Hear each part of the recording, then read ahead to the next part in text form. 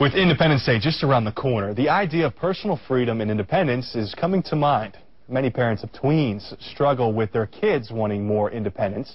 You do want your kids to feel free to have new experiences, but at the same time, children need boundaries, of course. So where do parents draw that line?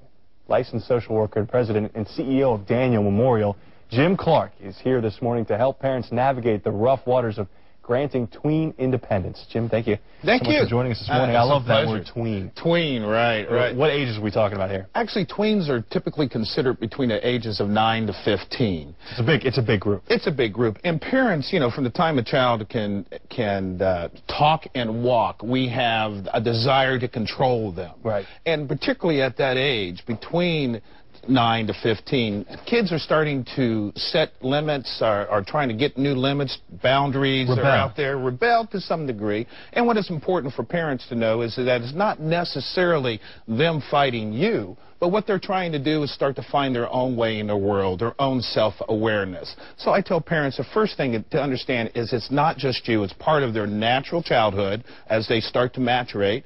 And the second part is that's what you want them to do. You want them to get to the point where they can make independent decisions, so when they're adults and they have circumstances, they can make the right judgment. So you got to let them start to go away a little bit. How do you get the balance between becoming an overbearing parent and somebody who just lets them do whatever they want? How do you find that balance? It's got to be hard. It really is, and absolutely you have to have some kind of balance, because you indeed want to be able to protect your tween, but at the same time you want to be very careful. But the first thing you got to do is set limits. And it's never too late to set limits. The earlier you start, the better it is. But that's number one, set limits. Number two, be clear. Be specific about what you want. The better and the more clearer you are. If you tell a teen that I want you to be in before dark, that's not as descriptive as I want you to be in by 8 o'clock. Give reasonable choices. Everybody, the more choices you have, the more you feel that you're engaged in that decision. And everybody knows if it's part of I'm able to make that decision, I feel more comfortable with whatever the outcome is going to be.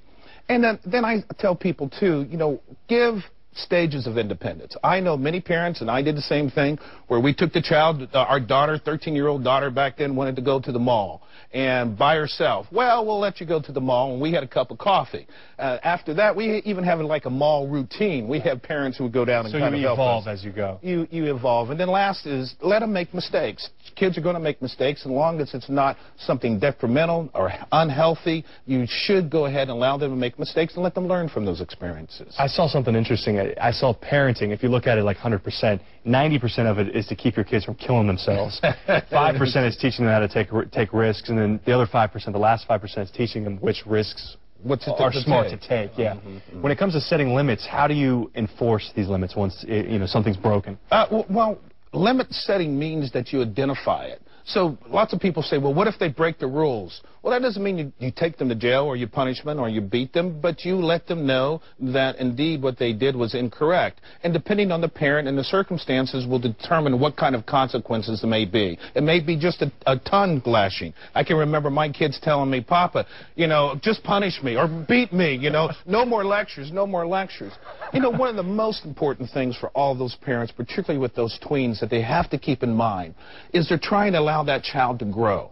And what you want them to do is to, and if you want to guide them but not control them. And so that's really a critical thing is listen, make sure that you ask their opinion, and use those when it's appropriate, use some of their suggestions. That's good stuff. Thank you so much. If you'd like more information on this topic or other family-related issues, go to newsforjacks.com.